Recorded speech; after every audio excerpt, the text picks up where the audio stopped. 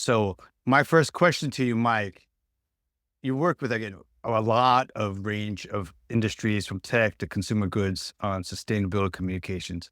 How do you tailor the sustainability narrative to resonate with diverse audiences while ensuring like authenticity and impact? Yeah, well, first, Tim and Chris, thank you so much for having me today. Usually I'm the one doing the interviewing on my podcast, so it's kind of nice to be the one in the hot seat. The way I had to tackle this question is maybe even kind of going through the narrative of my own career. So, as you mentioned, I started my career as a journalist. And so it was interesting from being on that side of the podium, as I like to say at the beginning, I really got to learn about how companies were addressing sustainability comms from the receiver end of it. So, I would get pitched by PR people that were representing these organizations constantly. I would be writing stories about them. So I was really consuming that communication more from an outside perspective. And then, as a journalist trying to get to the truth, but it's always tough when you're handling PR situations. Like you don't always know, are they just giving me the good stuff? Like what's the truth? Things like that. And then when I kind of made the transition to the other side, like sometimes the reporters will call it the dark side, which is the comms PR side of things. It doesn't have to be. I don't think it has to be. But when I started working directly with the companies on the other end of it, it was very interesting kind of seeing how the outward communication develops. And, there's a lot of considerations at play. I like to say the traditional kind of approach to marketing, PR, and communications, it's kind of the Mad Men era. I don't know if any of you all watch Mad Men, but it's this, kind of the old 1950s style of, a bunch of guys smoking cigarettes and thinking like, all right, how are we going to maximize the public perception of our product or our company and downplay anything that's bad? And I think that's what professional corporate communications and marketing kind of was and has been for a long time. That's not the case today, even beyond sustainability with the advent of social media. And as, like I'm a millennial, I think I'm considered an older millennial now, but as millennials and Gen Zers rise, we're demanding more authenticity from the brands that we do business with and the companies we work for. And, generally, if something sounds too good to be true, we don't believe it. And I think most of us know that like nothing's perfect, no company's perfect, no person's perfect. So we want to know like what are the challenges you're facing and what are the difficulties, not just like that you're perfect. And so that translates well even to corporate sustainability communication, which some companies struggle with because they're still stuck in that old paradigm of we only got to show the good things. Like, we can't talk about any of the struggles or any of the difficulties that we have with addressing our carbon footprint or addressing social topics, things like that. So when I work with companies, I generally want to start with, okay, like, why are you here? Like, why do you do business? What's the point? What's your purpose? Beyond just making money, like who are you trying to serve and to what end? And then next step would be figuring out, okay, what are the topics most material to your business? So, a lot of people working in sustainability have heard the term materiality assessment.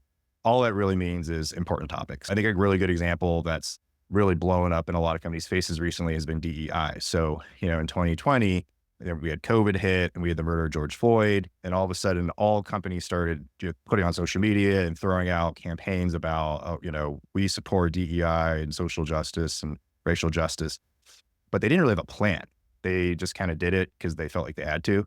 And we're kind of seeing now with all these companies that are pulling back on this, like there's been an anti-ESG backlash. There's certain individuals that are kind of on a vendetta against brands now that they call woke. And it's been kind of crazy to see a lot of these companies just buckle under the pressure.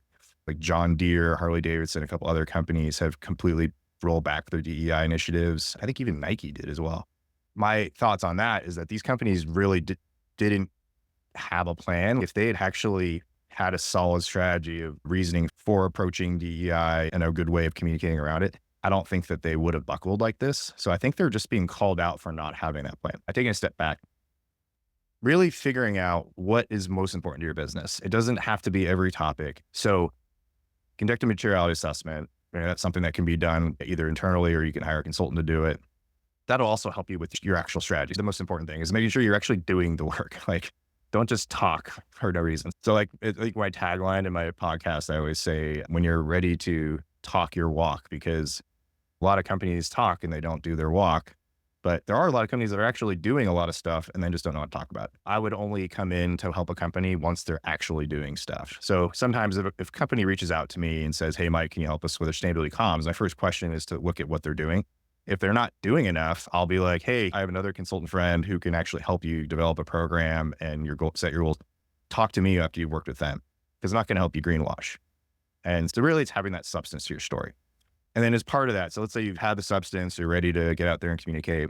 It's really knowing who you're trying to reach. So, one of the issues a lot of companies face is that they're trying to talk to everybody. So this is really prevalent with sustainability reports. Like you look at these documents, and these are things that actually I get hired to create. I help companies write them and develop them. They're trying to address investor concerns. They're trying to engage their employees, customers, consumers, NGOs, everybody under the sun. And all these different audiences are looking for different types of sustainability information. And so what you end up having is just kind of this huge unruly PDF that's kind of boring and nobody wants to read it. So really what you want to do is figure out, okay, who are our core audiences? Who are we really trying to reach here with the sustainability stories? And, maybe, for a lot of public facing companies, it might be investors. That's what was really driving, I would say, like between 2020 and 2023-ish, like there was a boom in ESG. Everybody was talking about ESG. Everybody wanted to put out an ESG report. And a lot of it was investor driven. And we've kind of seen, there was somebody, I think it was Andrew Winston, coined the term that we're in a sustainability recession right now, which basically just means like companies some are backtracking, some are still doing the work, they're just not talking about it. And so a lot of it has to do with the fact that I think companies are afraid of the blowback if they go out in the world with what they're trying to say. So there's increasing regulations around greenwashing. You can get sued now. Like there's been a lot more lawsuits, especially in the United States, around claims that have been made around sustainability that some say might be false.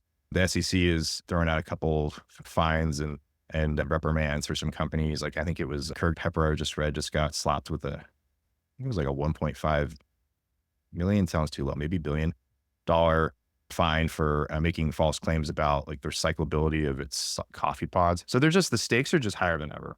To recap, companies need to understand why they exist, what their purpose is, what their important topics are, like what sustainability topics that actually drive their business performance and that matter to them, and then develop the storytelling around that, and then know who they're trying to reach, and then figure out how you're going to get out there.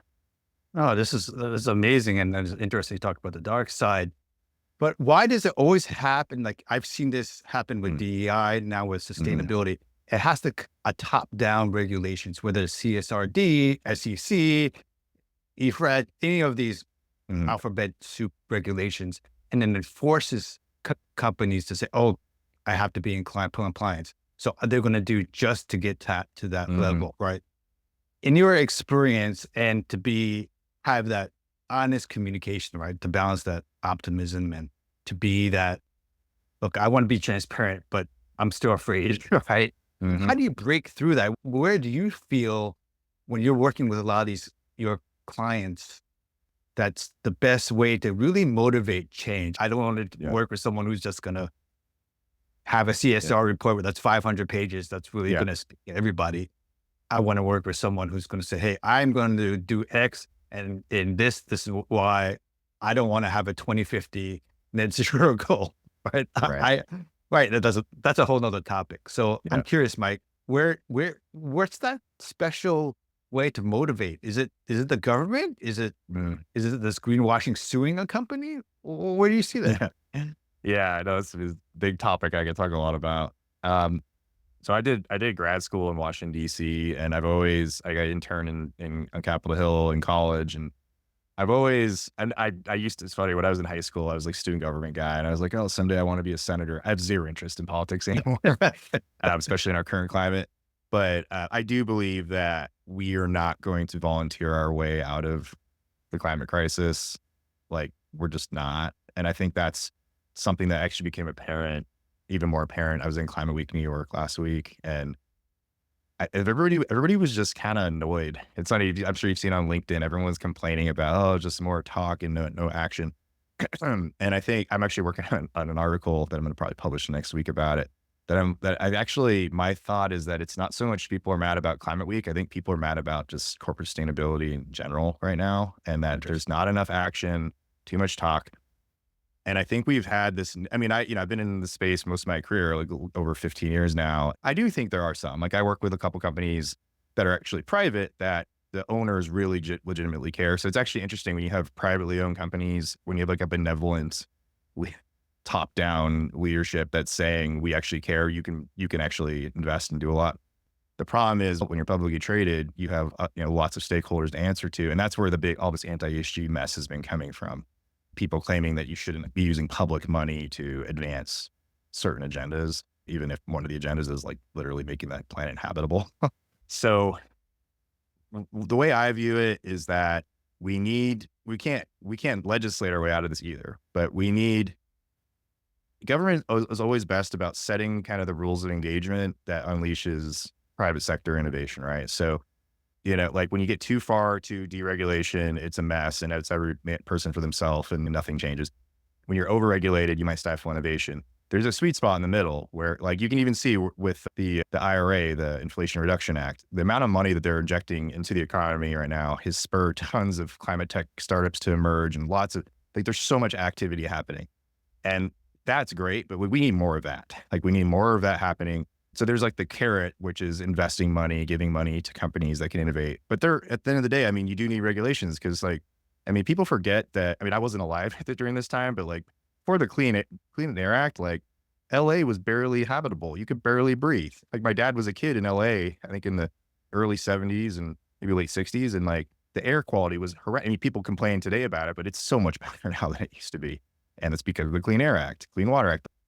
Public policy does make a difference and it does, help companies do better because this is stuff that like they're not all going to just do. Like it doesn't always pencil out financially unless you have policy in place to make it fair for everybody.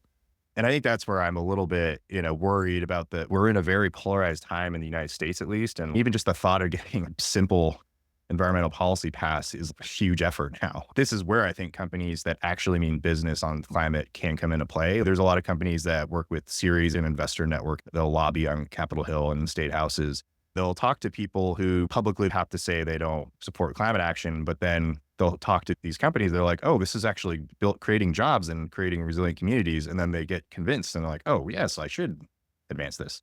This isn't just about tree hugging. This is about actually making a resilient future for everybody. So yes, I do believe we need a little bit of the carrot of giving companies incentives to do more on sustainability.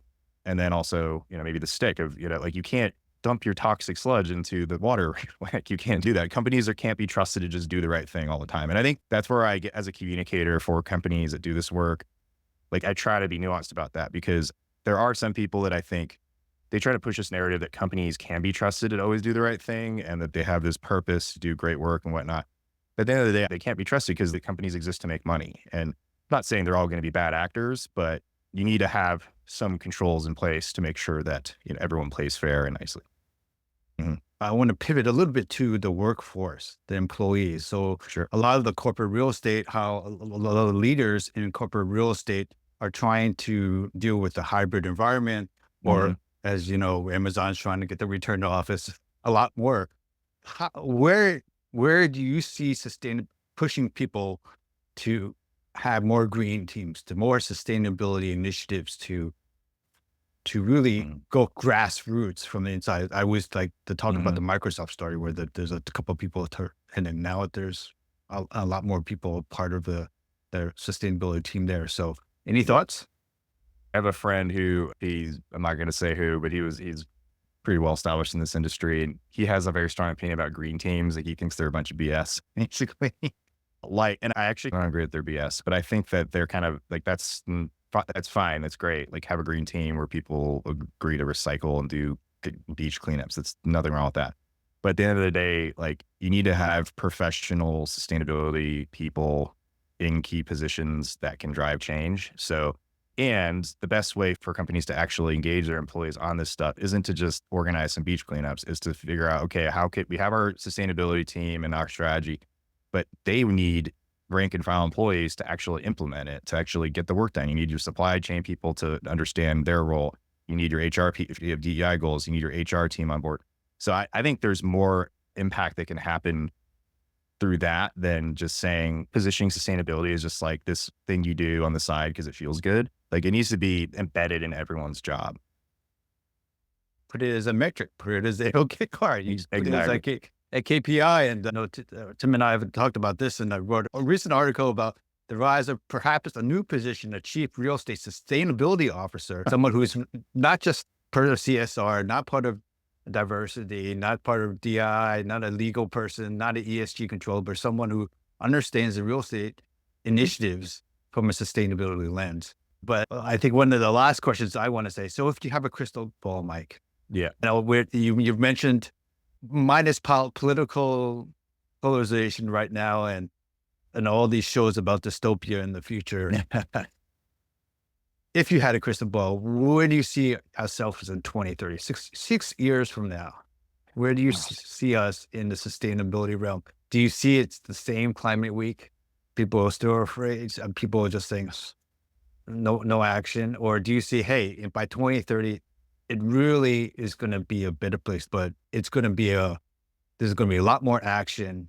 And as you and I know, probably the environment and climate there's going to be more extremes, more hurricanes, Mhm. more heat waves, more floods, more droughts in that mindset. I mean, I think about this a lot.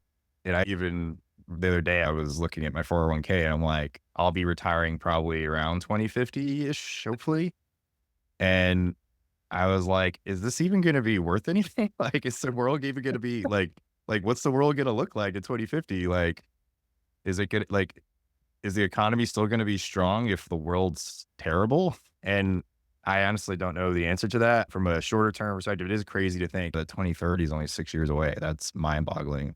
Less than It's that. like, oh, And I think, I mean, I don't want to be cynical about it, but a lot of companies are not going to hit their 2030 goals. The SDGs are already kind of quietly dying, just like the Millennium Development Goals did.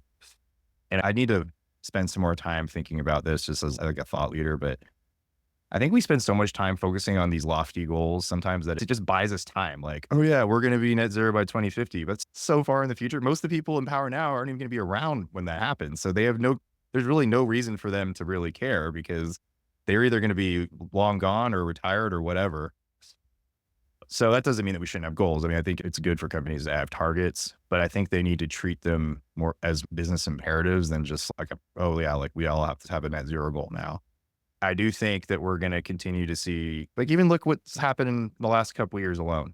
This hurricane that's just devastated parts of the East Coast. I haven't heard anybody mention, besides like my climate circles, talk about the fact that actually there was a newsletter I read today that there's really good evidence that climate, I think, increased the amount of water that was dumped by 50%. And we were just talking before we started recording that there was enough water. I'm from California. I go to Lake Tahoe a lot. There was enough water that was dropped by this hurricane. It was as if Lake Tahoe was emptied on the East Coast, which is crazy. Over 100 people died. Massive devastation in North Carolina, which is a state that has a lot of people that still don't believe that climate change is a problem. And actually, in grad school, I did my master's thesis was on extreme weather events and looking at if it actually influences political change. And this was 10 years ago when this stuff was already happening over a decade ago, but it's getting worse and worse and worse. And unfortunately, it doesn't really there's like a short-term effect of like sometimes in a short term, it might change people's opinions about climate if they like immediately, like if they lost their home to a hurricane or something. But because we live in a fragmented media environment now, everybody is so surrounded by different messages about why things happen and what the world is that they quickly, like, if they watch certain channels that downplay climate, they will downplay climate too. And so this is, I think, as a communicator, where I get really fascinated by our ability to influence change is that like we literally create the world that we live in. Like we could have the same exact thing happen to us, but because of how I was raised politically or my education or the messages that I receive through what I read or on television or the radio or podcasts, I might have a completely different outlook on how reality is. And this is also why I think our politics are getting so complicated because we're all living in different realities. So I think I think we're going to see increased polarization in the US. That, I don't know, I've been reading too many books about. Even how it's been a miracle that the US has actually held together as long as it has politically. That, I don't know. I hope that will come around and that we'll find a way to come back together. I think AI is going to change a lot, and even, and it's going to change how we work, and it already is doing that. It's going to change how we learn. Hopefully, it is going to actually be a major driver of climate, which, we all, because of energy usage, it also could create a lot of solutions. I'm hoping AI will actually unlock a lot of things that we are not even, I couldn't even project right now, that will help us solve this. And I also think a lot beyond the US and Europe. Like, I do a lot of traveling, and, there's so many challenges outside. Even if the US and Europe got to net zero, it wouldn't matter if the rest of the world doesn't as well. And we don't. So there's also questions about the whole idea of like developing the world, right? Like, if every country lived like the US or Europe, we would need like there's something like 4 Earths or 5, like multiple planets. So we need to also rethink like like, I'm a big sci-fi fan. Like, I love Star Trek and things like that. And Star Trek's vision of the future is that we find a way to come together, and, we make peace with humanity, and then we go to the stars. People don't realize that in Star Trek, actually, in the nerdy timeline, there actually was a dark age. Like, there's like the 20th century hit, and then there was World War III, and then humans kind of went back in time for a minute, and then they came together. I'm an eternal optimist. Like, even though I'm realistic about, things are not always looking good, I do think that we will bounce back. I don't think this is going to be solved in my lifetime, or even my kids' lifetime or grandkids' lifetime. It's going to be something we have to work on forever.